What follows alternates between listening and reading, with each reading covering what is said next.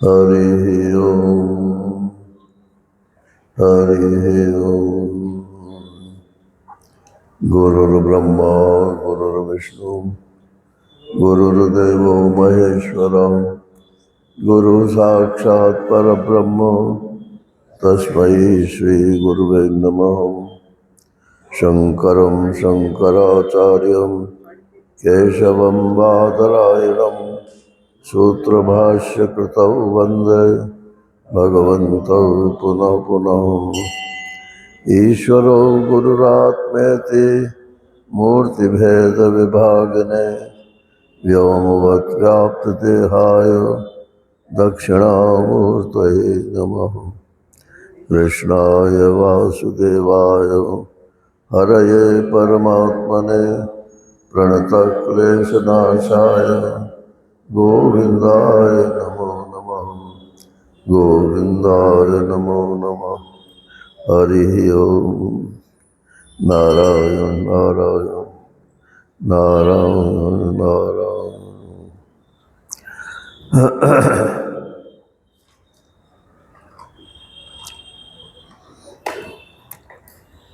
मैत्रेय जी को याज्ञवल्क्य को उपदेश कर रहे हैं।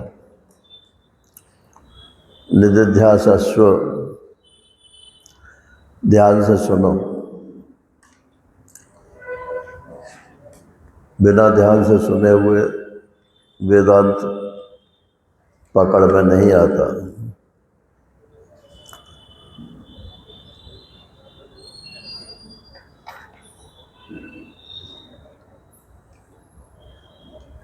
पहला उपदेश दिया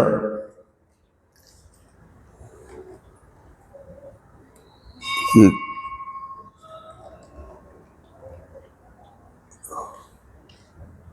क्या था, कोई किसी को प्रेम करता है तो उसको प्रेम के लिए प्रेम नहीं करता, अपने लिए प्रेम करता।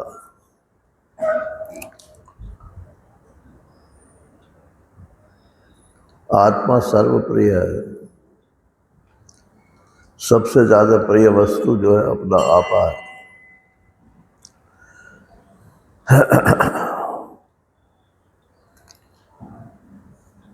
आत्मनस्तु कामाय सर्वं प्रियं भवति।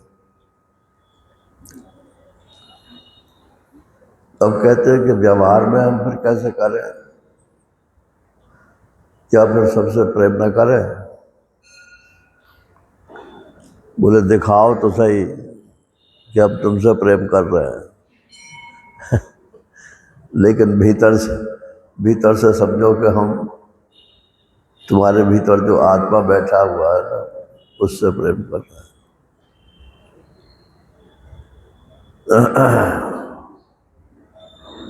यही कल बात छोड़ी थी। अविचारेण पुत्रादौ या प्रीतिस्ताम विचारता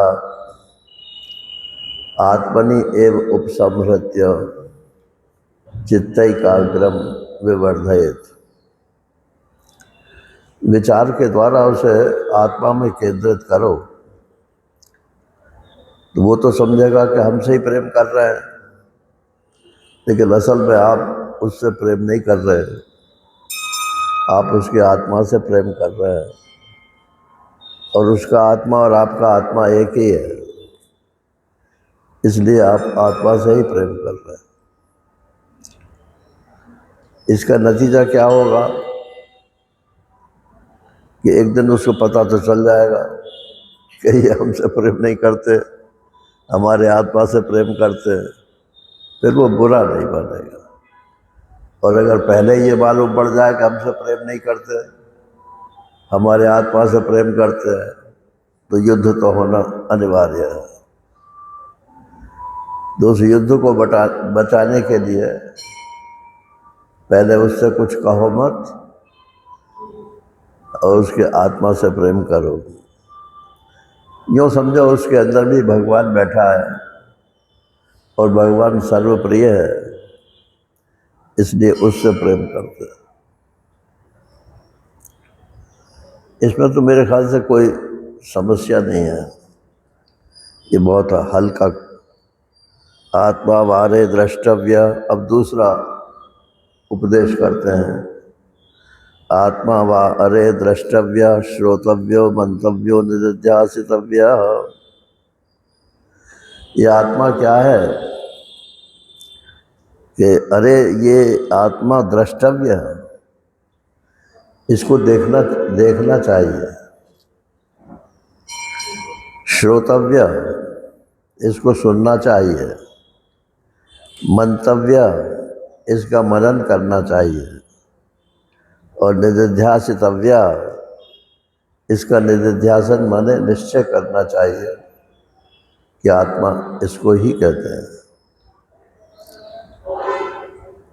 मैत्रेयी आत्मनो वा अरे दर्शनेन श्रवणेन मत्या विज्ञानेन सर्वमिदं विदितम। इसका क्या फल होगा अगर तुम आत्मा को समझ गए? श्रवण मनन निधिध्यासन सब आत्मा का हो गया, तो इसका फल क्या होगा कि सर्वविदम वेदितम, संसार में जो कुछ भी है सबका ज्ञान हो जाएगा। ये सर्वज्ञता जो है इसका फल है। अब इसमें इस श्रुति का जो है एक एक शब्द को लेकर के विचार करते हैं। आत्मा वारे द्रष्टव्य, इस आत्मा को देखना ही चाहिए। तो द्रष्टव्य में दृषि तो धातु है, और तव्य जो है ये क्या है? प्रत्यय है, पीछे जो लगता है सफिक्स। तो तव्य का अर्थ होता है चाहिए, तव्य प्रत्यय। द्रष्टव्य देखना चाहिए, श्रोतव्य सुनना चाहिए। तो देखना चाहिए माने अभी नहीं दिख रहा है क्या? हाँ, यही तो समस्या है। आत्मा दिखता तो है नहीं, शब्द से तो ज्ञान होता है लेकिन आँख से नहीं दिखता है, इंद्रियों से नहीं दिखता है। तो कैसे देखें इसको? ये एक समस्या है।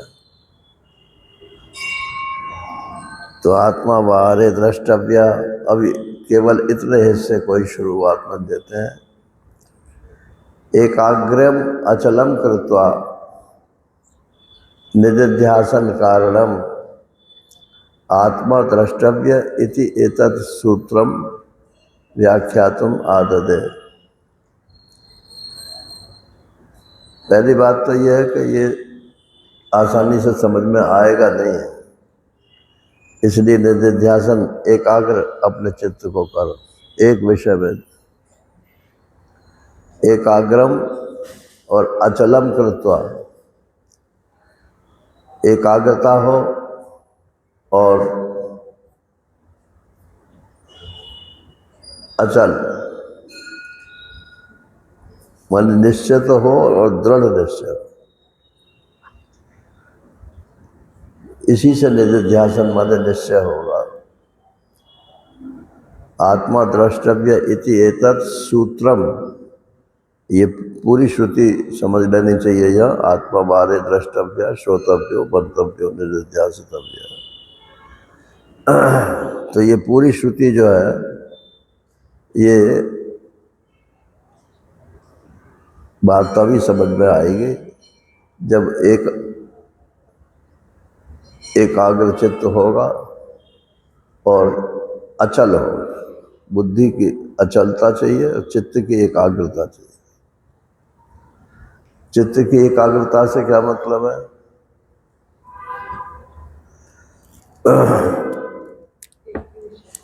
बहुत सी बातों में चित्त माने चित्त जो संस्कार है, तो कभी कोई संस्कार उदय हो जाता है, कभी कोई संस्कार उदय हो जाता है।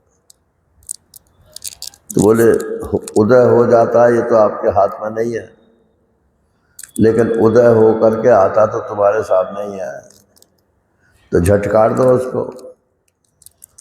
आने में तो परतंत्र और आ गया, लेकिन उसे रखने में तो स्वतंत्र हो। मत रखो उसे अपने सामने। आ गया ठीक है, चल भाई रास्ता दिखा दो।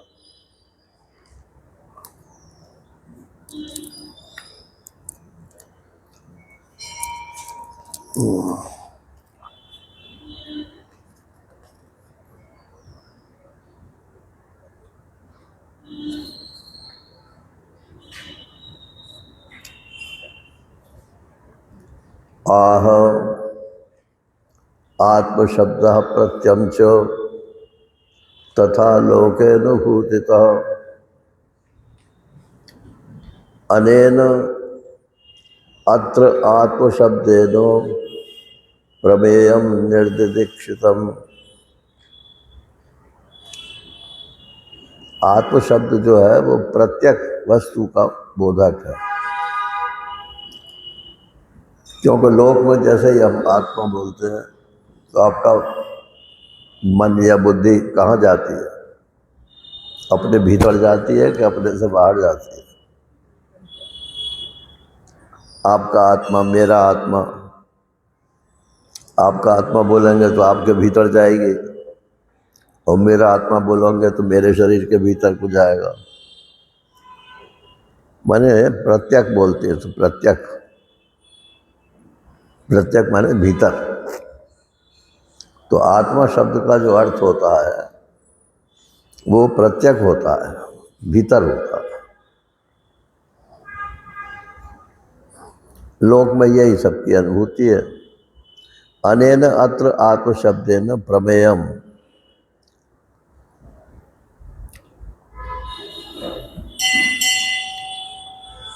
प्रमाण का विषय ये आत्मा है। अयम आत्मा, ये आत्मा है।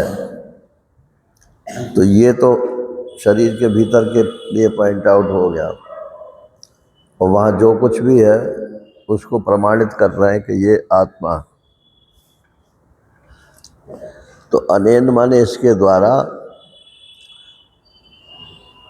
आत्म शब्देन, आत्म शब्द के द्वारा, प्रमेयम निर्दिदीक्षित,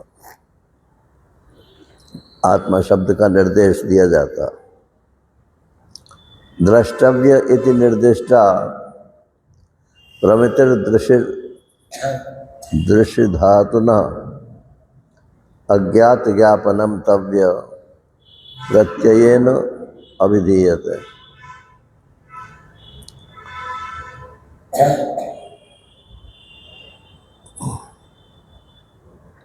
तो द्रष्टव्य में धातु तो है दृश्य, देखो, और द्रष्टव्य देखना चाहिए, इसमें तव्य प्रत्यय जो है इसका मतलब दिख नहीं रहा है, देखना चाहिए। दिख रहा होता तो कहते देखो, देखना चाहिए इसका मतलब दिख नहीं रहा है।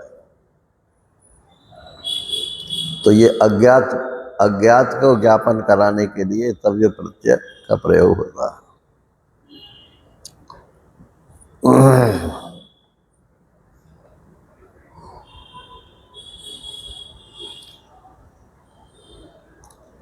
तो देखना चाहिए इसका मतलब इसकी अज्ञातता दूर करो।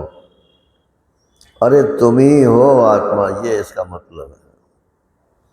आत्मा का दर्शन करना चाहिए, देखना चाहिए, इसका मतलब है तुम अपने को ही आत्मा समझो।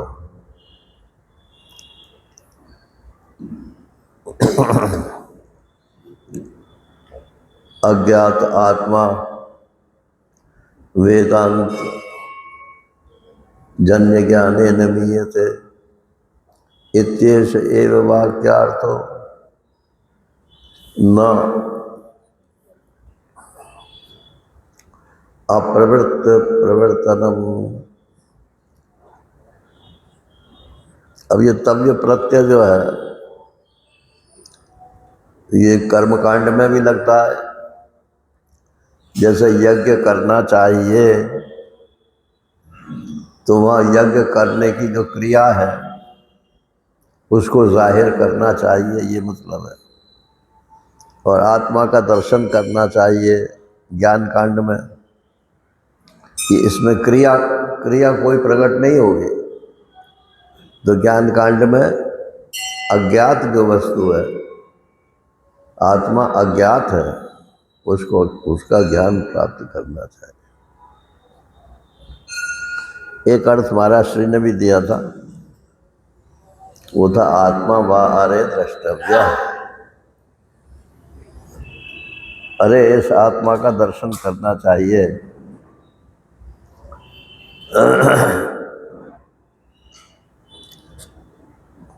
तुलसीदास जी ने तो लिखा, अवश्य देखिए देखन जोगु। भगवान राम के लिए लिखा कि इतने सुंदर हैं, इतने सुंदर हैं कि वो नहीं देखा तो जीवन में कुछ नहीं देखा। अवश्य देखिए देखन जोगु, देखने के योग्य यदि कोई है तो भगवान राम है। तो तब यह प्रत्यय भक्ति की दृष्टि से हो जाएगा कि आत्मा का दर्शन करना ही चाहिए। अगर दर्शन करने की कोई वस्तु है तो आत्मा का ही दर्शन करना चाहिए। और ज्ञान की दृष्टि से इसका अर्थ होगा कि जो आत्मा अभी तक आपको अज्ञात है, उसकी अज्ञातता को दूर करना चाहिए। आप खुद ही, तुम ही आत्मा हो, ये इसका मतलब।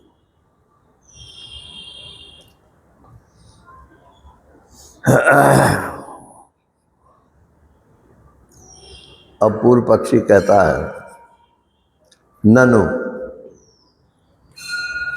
अहम प्रत्ययेन आत्मा वेदांत श्रवणात् पुरा। अरे आप कह रहे हो कि आत्मा अज्ञात है, हमको तो आत्मा ज्ञात है। कैसे? कि ये जो मैं होता है, इसी को तो आत्मा बोलते हैं। ये मिशनरी वेदांत वाले होशियार रहे जरा, क्योंकि उनका सारा दारो मदार इस मैं के ऊपर ही चलता है। मैं ये नहीं हूँ, मैं ये हूँ, मैं ये नहीं हूँ, मैं ये हूँ। और ये मैं जो है ये तो सुषुप्ति में ही खत्म हो जाता है। जिस मैं को आप ये नहीं और ये है ऐसा बोल रहे हो, ये तो सुषुप्ति में ही खत्म हो जाता है। इसको आत्मा बता रहे हो क्या?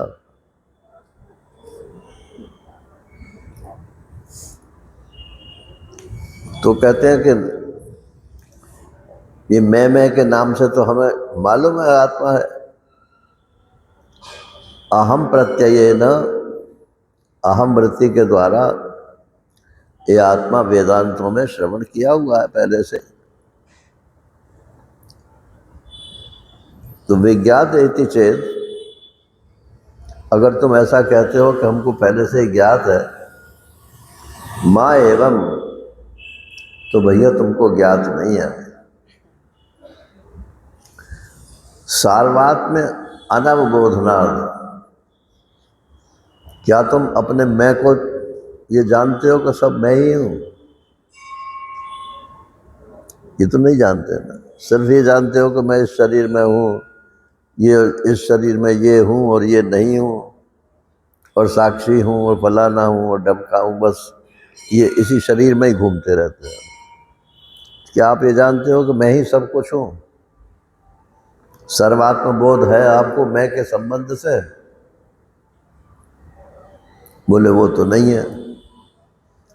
तो बोले यही तो हम कहना चाहते हैं, इस मैं का दर्शन करना चाहिए, लेकिन सर्वात्म बोध रूप से दर्शन करना चाहिए, ये इसका तात्पर्य है। विज्ञान विज्ञान इति चेत, ये तो हो गया। विज्ञात इति चेत मैवम सार्वात्म अनवबोधना लिंग देह परिच्छिन्न रूपग्राह्य रूपग्राहिण्य अहमिति सार्वात्म्यम आत्मनस्तत्वम तत् अज्ञातम अहम धिया।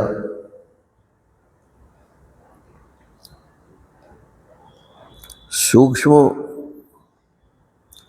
शरीर से सीमित रूप को ही मैं अनुभव ग्रहण करता है। आप कहते हो कि मैं जानता हूँ इसलिए मैं ज्ञान स्वरूप हूँ, तो कैसे जानता है? बिना शरीर के ग्रहण करता है क्या? शरीर ना हो तब ये मैं जानता है क्या सबको? शरीर रहते हुए ही मैं सबको जानता। तो शरीर से सीमित रूप को ही मैं अनुभव ग्रहण करता हूँ, जबकि वास्तविकता आत्मा की सर्वात्मता है। और वो ये अहम प्रत्यय का जो विषय है या अहम प्रत्यय का जो साक्षी है वो ये नहीं है। अब इसको जरा मैं स्पष्ट कर दूं।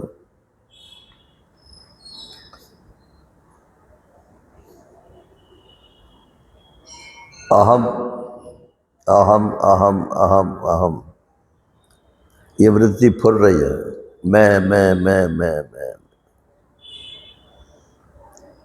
तो ये मैं जो है ये आत्मा है क्या?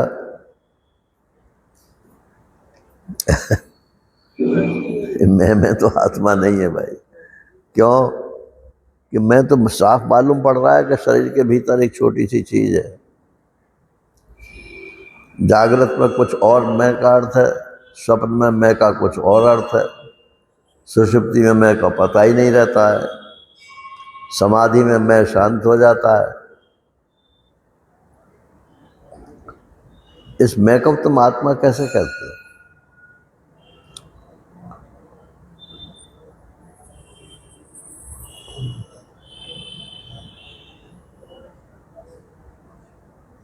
तो अहम और अहम प्रत्यय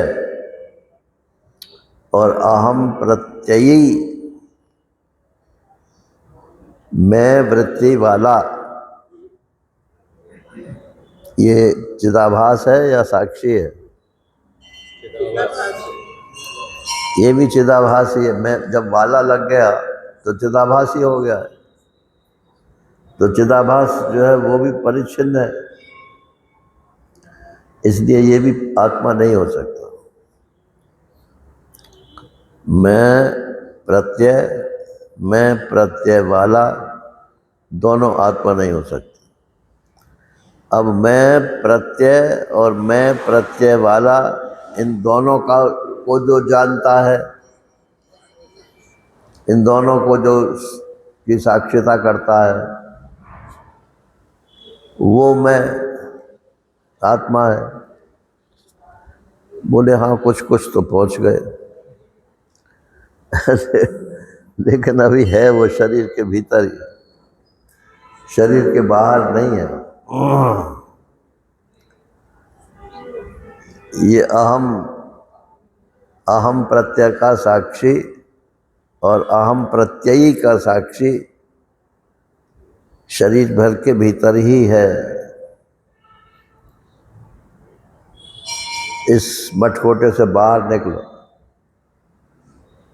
कहाँ बैठोगे? बाहर निकल के कहाँ बैठोगे?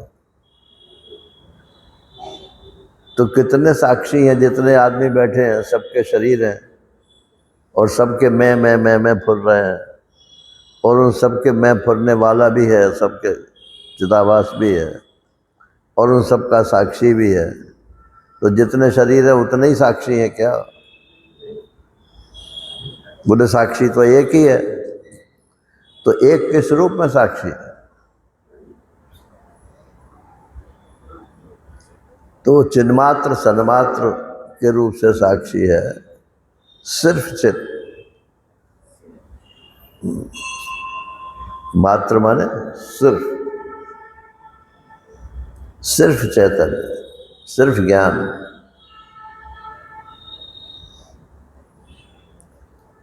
और सिर्फ सत्य है। तो लिंग देह परिच्छिन्न रूप ग्राहिण्यम अहम इति सार्वात्म्यम आत्मनस्तत्वम तद अज्ञातम अहम धिया। तो ये जितना भी आप आत्मा के बारे में जानते हो, वो तो लिंग देह माने स्थूल और सूक्ष्म शरीर, इन दोनों के भेद से जो शरीर बना हुआ है, लिंग देह, लिंग शरीर, इनसे परिच्छिन्न रूप से ही आप उसको जानते हैं। और जो उसका सर्वात्म स्वरूप है वो तो अज्ञात है, वो इस अहम का विषय ही नहीं है। तो फिर उसको पकड़ेंगे कैसे अगर अहम का विषय नहीं है? भाई दो ही तो वृत्तियां, एक अहम है और एक इदम है। तो इदम से तो नहीं पकड़ेंगे क्योंकि वो तो परिच्छिन्न मालूम ही पड़ता है, और अहम के लिए भी आपने बता दिया कि परिच्छिन्न है। तो उसको पकड़ने का क्या फिर साधन रहा?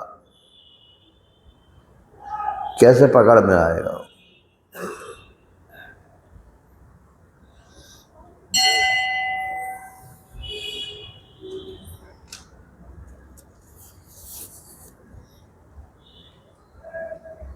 सर्वासु उपनिषत्सु एतत् सार्वात्म्यम प्रतिपद्यते कार्यज्ञे समाप्ति स्यात् सार्वात्म्यस्यावबोधता।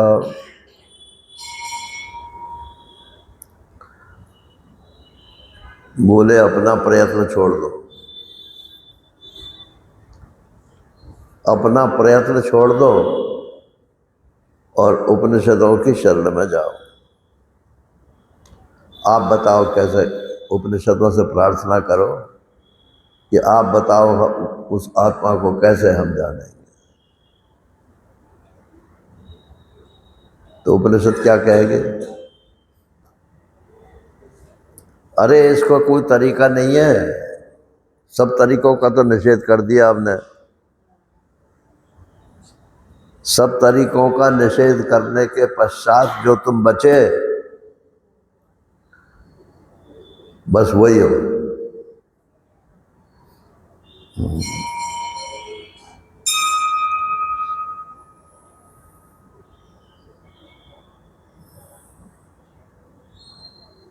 तो कौन से रूप में बचे? एक शरीर के सब रूपों का तो निषेध कर दिया। तो जितने शरीर है सब में सबका निषेध हो गया, तो बचा क्या? तो जो सब शरीरों में एक है वही बच गया।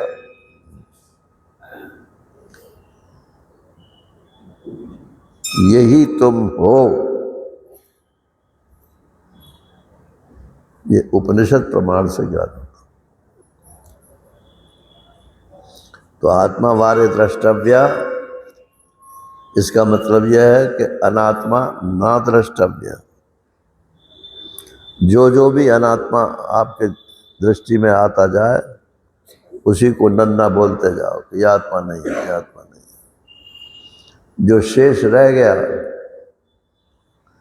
उसके लिए वेदांत शास्त्र की मोहर लगेगी कि अब जो बच गया केवल ज्ञान स्वरूप था, वही तुम हो, तत्त्वमसि।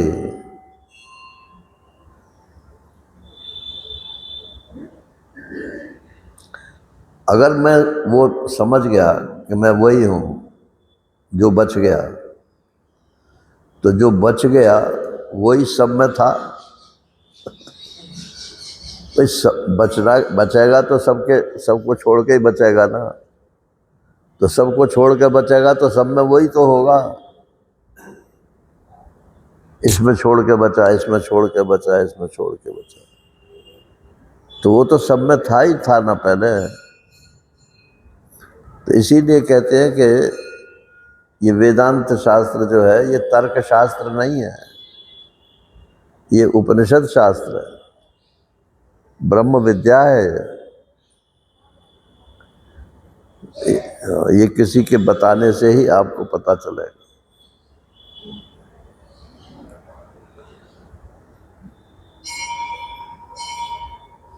तो आप तो सब सर्वव्यापी हो गए अगर आपने उस तत्व को जान लिया कि जो सब में सबसे अलग है, सब में सबसे अलग है। अगर आपने उसको अपना स्वरूप समझ लिया तो आप तो सर्वव्यापी हो गए ना। तो तुम जो कह रहे हैं कि हम जानते हैं आत्मा को,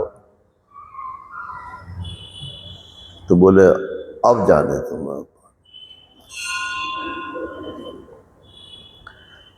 आत्मा द्रष्टव्य इति उक्त्वा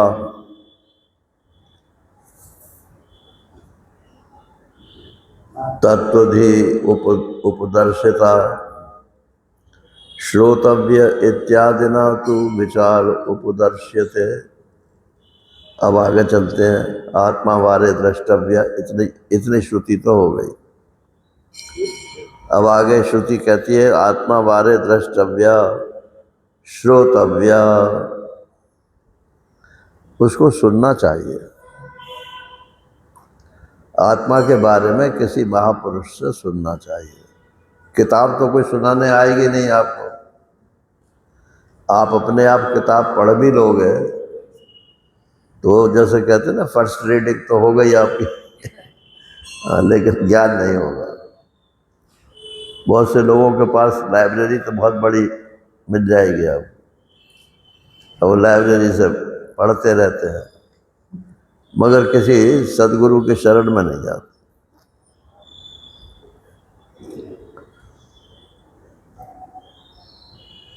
तो अब हाँ जी,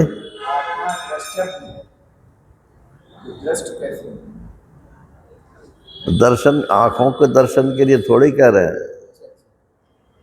आंखों का से तो दर्शन होगा ही नहीं। वो तो अहम प्रत्यय का जब विषय है वो आंखों का दर्शन करेगा,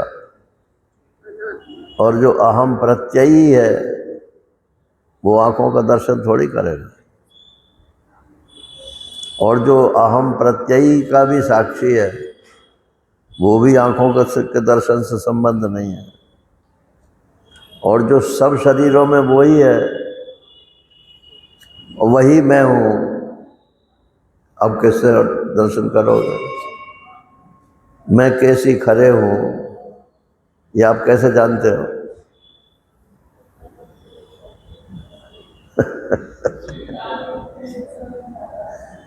एक स्वीकृति तो है।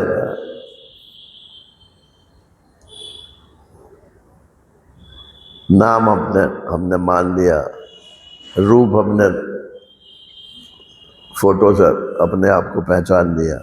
अपना आप तो आप दिखता नहीं है, देखते हैं छाया और मानते हैं असली। अपना मुंह देखता है क्या किसी को? लेकिन शीशे में देख लेते हैं या फोटो देख करके देख, अच्छा ऐसा हूँ मैं, वही आधार कार्ड में बन गया वही मेरी आइडेंटिटी हो गई।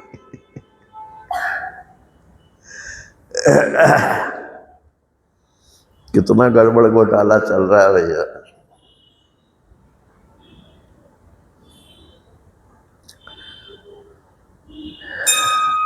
तो ये श्रुति प्रमाण से आत्मा का साक्षात्कार होता है, ये अभिप्राय हुआ।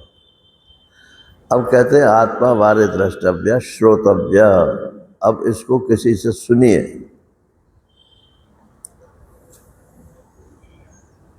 तो श्रोतव्य का मतलब किसी से भी मत सुनिए,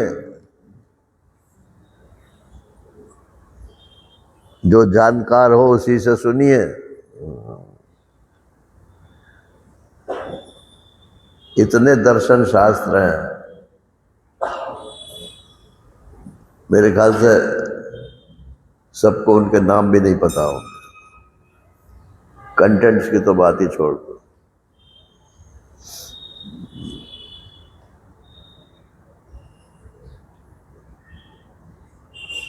नए नए ईजाद होते जा रहे हैं।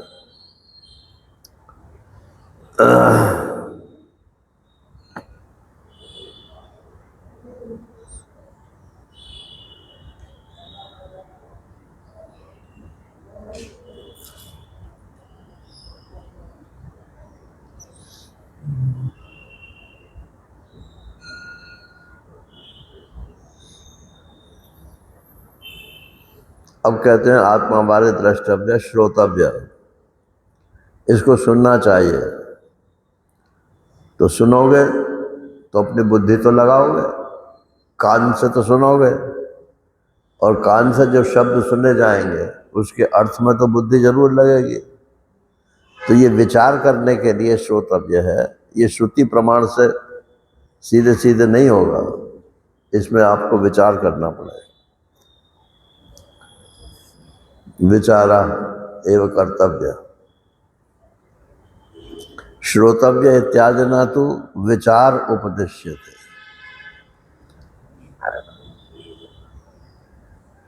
श्रुत्यर्थ आविष्कृतेर हेतु शब्द शक्ति विवेक कृत श्रुतिलिंगातिको न्याय प्रोक्त श्रोतव्य इत्यतः।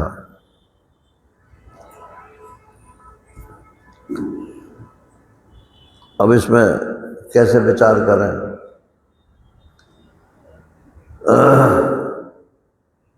आत्मा है, एक तो पहले यही विचार है। विचार माने होता है विपरीत चारा विचारा। जैसे शब्द अपना विचार प्रकट कर रहा है, उससे विपरीत दिशा में सोचो।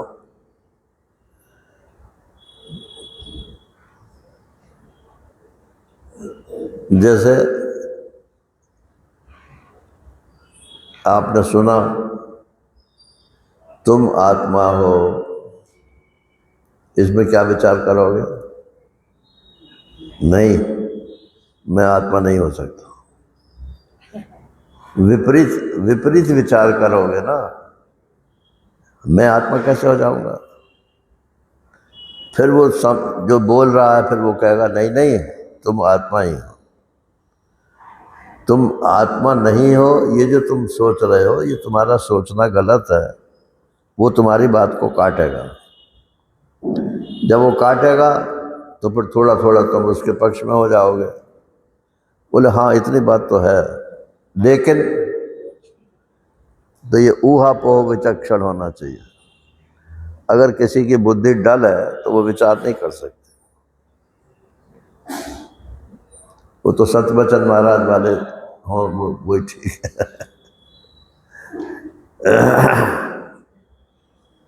भक्ति में जो है विचार नहीं चलता, कर्म में विचार नहीं चलता, योग में विचार नहीं चलता, सिर्फ ज्ञान मार्ग में विचार चलता है, क्योंकि इसका संबंध बुद्धि से है, विवेक से है।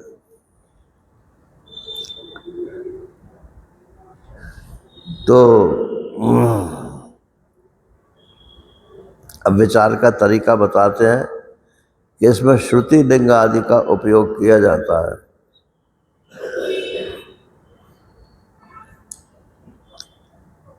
उपनिषदों में जो शब्द आए हैं वो ऐसे ही तो नहीं है कि कोई भी शब्द किसी के लिए लग दिया हो। हर शब्द का एक विशेष अर्थ है और वो अर्थ आपको परंपरा से प्राप्त होता है। डिक्शनरी देख करके अर्थ आप नहीं लगा सकते।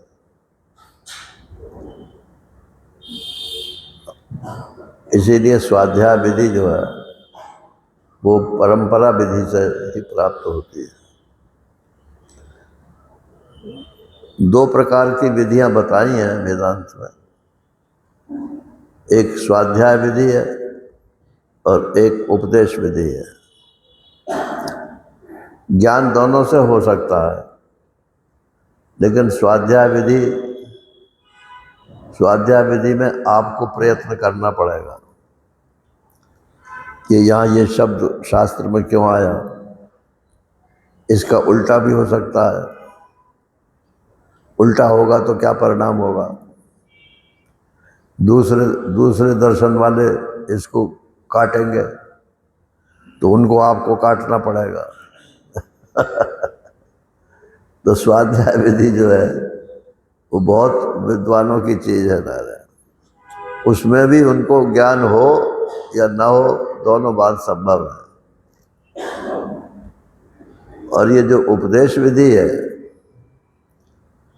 ये तो सदगुरु के पास शिष्य जाता है और वो कहता है कि मेरे को आप आत्मा का उपदेश कीजिए, और वो कहता है कि अरे इसमें क्या है, तुम ये शरीर नहीं हो, शरीर वाले नहीं हो। शरीर और शरीर वाला जिसके आधार पर टिका हुआ है वो तुम आधार हो। आपकी श्रद्धा है समझाने वाले में, तो आप तुरंत यही बोलोगे कि अच्छा ऐसा है, तो एकांत में जाके आप विचार करोगे गुरुजी ने ये कहा तो इसमें कितना सच है। सच तो है क्योंकि गुरुजी ने कहा है, लेकिन कुछ थोड़ा सा फर्क भी मालूम पड़ता तो अगले दिन जाके वो पूछेगा महाराज आपने कल ये बताया था तो मेरे को उसमें ये शंका है, तो फिर उस शंका का निवारण करेंगे। तो ये प्रश्नोत्तर के द्वारा एक दिन में ज्ञान हो जाए ऐसी जरूरत नहीं है। हो सकता है 1 महीने में हो, 1 साल में हो ना, लेकिन हो जाएगा आपको बिना किताब पढ़े हुए। तो परंपरा जो है वो उसमें उपदेश विधि चलती है और विद्वानों में जो है वो स्वाध्याय विधि चलती है। स्वाध्याय विधि में बहुत बड़ी योग्यता चाहिए।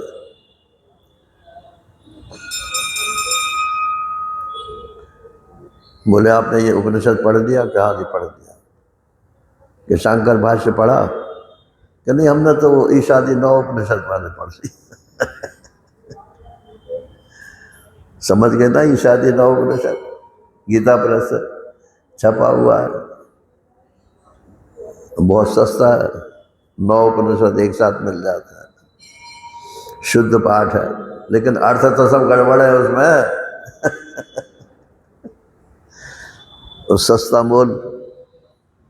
मोल से क्या फर्क पड़ता है।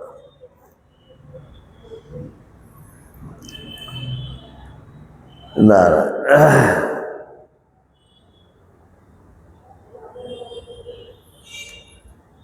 तो ये षडलिंग विधि इसको बोलते हैं। स्वाध्याय में षडलिंग विधि से शास्त्र का विचार होता है। अभी जैसे महेशानंद जी वहाँ श्रवण कराते थे अपने आबू में, तो ये स्वाध्याय विधि से कराते थे। स्वयं प्रकाश जी कराते हैं, स्वाध्याय विधि से कराते हैं। उसमें किसी को ज्ञान हो या ना हो इससे उन्हें कोई मतलब नहीं है। उन्हें तो शास्त्र का अर्थ करना है। अब ये इतने मोटे मोटे ग्रंथ जो हैं ये स्वाध्याय विधि के ही अंतर्गत हैं।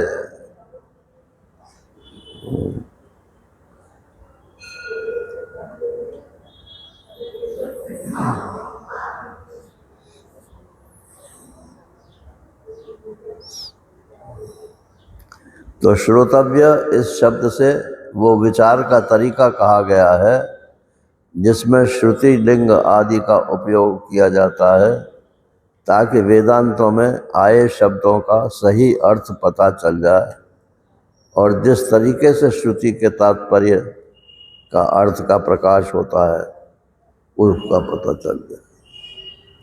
ये स्वाध्याय विधि की बात।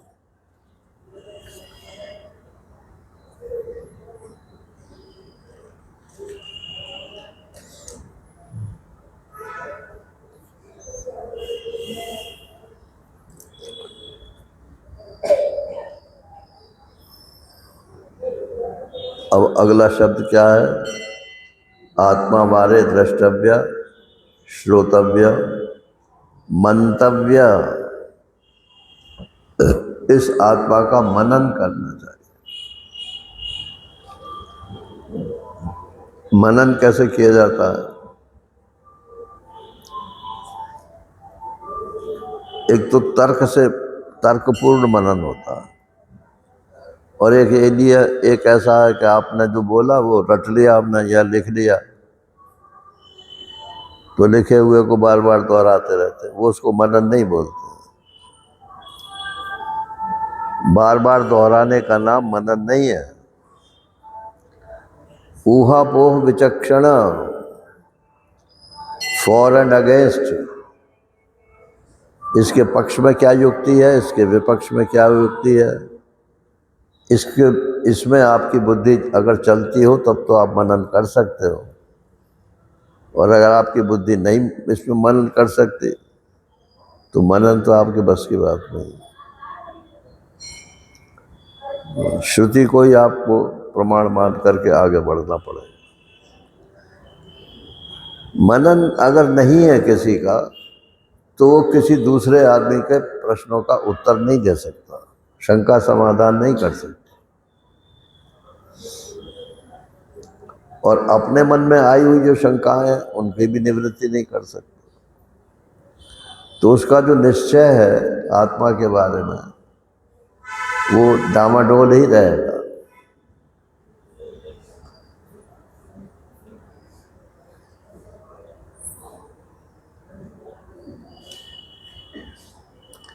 वेदांतानाम अशेषाणाम आदि मध्यावसानता ब्रह्मात्मनि एव तात्पर्यम इतधि श्रवणम भवेत्। श्रवण की व्याख्या बता रहे हैं, ये पंचदशी का है ये, कि जितने भी वेदांत है माने उपनिषद हैं, उनमें आदि शुरू से लेके मध्य और अखीर तक ब्रह्मात्मनि एव तात्पर्यम, ब्रह्म और आत्मा की एकता का तात्पर्य जब सामने बताया जाता है किसी गुरु के द्वारा, तो उसको श्रवण कहते हैं।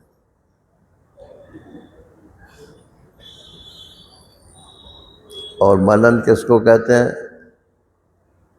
कि मनन कहते हैं कि पक्ष में और विपक्ष में जो श्रवण किया है, उस श्रवण के पक्ष में और उस श्रवण के विपक्ष में बुद्धि का ऊहापोह करके निश्चय करना, ये मनन कहलाता है।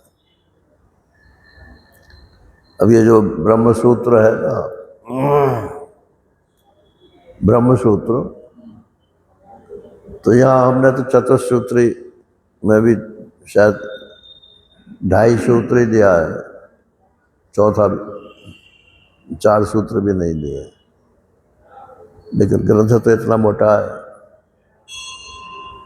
तो वो उपनिषदों में जो विषय आए हैं और जो श्रुतियाँ आई हैं, उनके बारे में सब विचार है उसमें, कि इस श्रुति में ये विचार जो है ये क्यों आया है और किस शब्द का क्या तात्पर्य है। तो जो स्वाध्याय विधि से कराते हैं उनके लिए उसका पढ़ना बहुत आवश्यक है, और वो भी जो है स्वाध्याय विधि के मतलब गुरु परंपरा से ही पढ़ना चाहिए।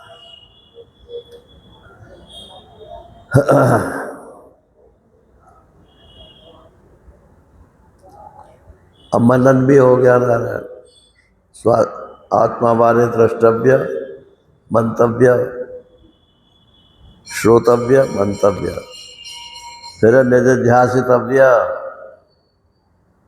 निधिध्यासन भी करना चाहिए, उसमें कील भी गढ़नी चाहिए। निधिध्यासन का मतलब है कि जो कुछ आपने निश्चय किया है उसमें कील गढ़ जानी चाहिए, अब टस से मस नहीं हो सकता। मोटी भाषा में तो अपने यहाँ तो कील गढ़ना ही बोलते हैं, उसे कील गाड़ दी, उसको ध्यान भी बोलते हैं। अगर आपका निधिध्यासन ठीक है तो आपको फिर कुछ करने की जरूरत नहीं है, आपकी बुद्धि टंगी रहेगी वहीं। टंगना समझते हैं? अरे आजकल तो सब वार्डरोब में कपड़े टांगते हैं, पहले तो सब में खुंटियाँ होती थी घरों में। तो आए और कपड़े खुंटी पर टांग दिए। दो जो जाड़ों के कपड़े होते थे वो खुंटी पे यदि टांग दी, कोट टांग दिया तो वो उसमें गड्ढा सा बन जाता था। अब आप उतार के पहन लो उसे तो वो गड्ढा नहीं जाता था ना। गुरु तो निधिध्यासन से ये बुद्धि में गुरु बन जाता है, फिर अपने आप चिंतन होता है ना, फिर आपको किताब की भी जरूरत नहीं होती है। कोई भी बात किसी समय आपके दिमाग में फुट सकती है। तो आत्म साक्षात्कार करना है तो आत्मा हमारे द्रष्टव्य, श्रोतव्य, मंतव्यो, निधिध्यासितव्य, ये सारे तत्व जो है अपने जीवन में लाने पड़ेंगे। इनकी विशेष चर्चा फिर कल करेंगे। हरि ओम। पूर्णमदः पूर्णमिदं पूर्णात् पूर्णमुदच्यते पूर्णस्य पूर्णमादाय पूर्णमेवावशिष्यते। ओम शांति शांति शांति। मनोबुद्ध्यहंकार चेतानिनाहम् न मे न च श्रोत्रजिह्वे न च घ्राणनेत्रे न च व्योमभूमिर्न तेजो न वायु चिदानन्दरूप शिवोऽहं शिवोऽहं चिदानन्दरूप शिवोऽहं शिवोऽहं। ये मंत्र जो है शिवोहम उपनिषद में भी आता है, तो ये मंत्रोपनिषद है। तो शिवोहम यदि आप बोलते हो, चाहे अर्थ समझो चाहे मत समझो, तो भी उसका पुण्य होता है। न च प्राण संज्ञो न वै पंचवायु न वा सप्तधातुर्न वा पंचकोशा न वाक्पाणिपादं न चोपस्थपायु चिदानन्दरूप शिवोऽहं शिवोऽहं चिदानन्दरूप शिवोऽहं शिवोऽहं। न मे द्वेषरागौ न मे लोभमोहौ न मे वै मदो नैव मात्सर्यभाव न धर्मो न चार्थो न कामो न मोक्षः चिदानन्दरूप शिवोऽहं शिवोऽहं। न पुण्यं न पापं न सौख्यं न दुःखं न मंत्रो न तीर्थं न वेद न यज्ञ अहं भोजनं नैव भोज्यं न भोक्ता चिदानन्दरूप शिवोऽहं शिवोऽहं। न मृत्युर्न शंका न मे जाति भेद पिता नैव मे नैव माता न जन्म न बन्धुर्न मित्रं गुरुर्नैव शिष्य चिदानन्दरूप शिवोऽहं शिवोऽहम् अहं निर्विकल्पो निराकाररूप विभुत्वाच्च सर्वत्र सर्वेन्द्रियाणाम् न चासङ्गतं नैव मुक्तिर्न मेय चिदानन्दरूप शिवोऽहं शिवोऽहं चिदानन्दरूप शिवोऽहं शिवोऽहं हरिः ओम्।